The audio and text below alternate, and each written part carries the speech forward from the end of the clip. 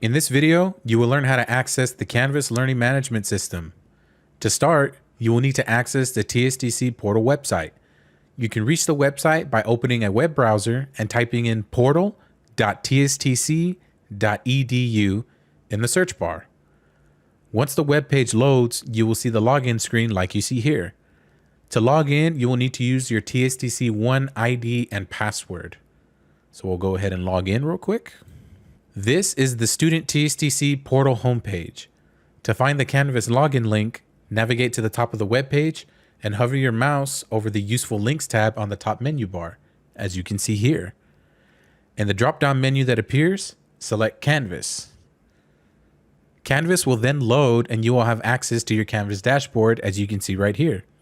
This concludes this tutorial on how to access Canvas. Thank you for watching.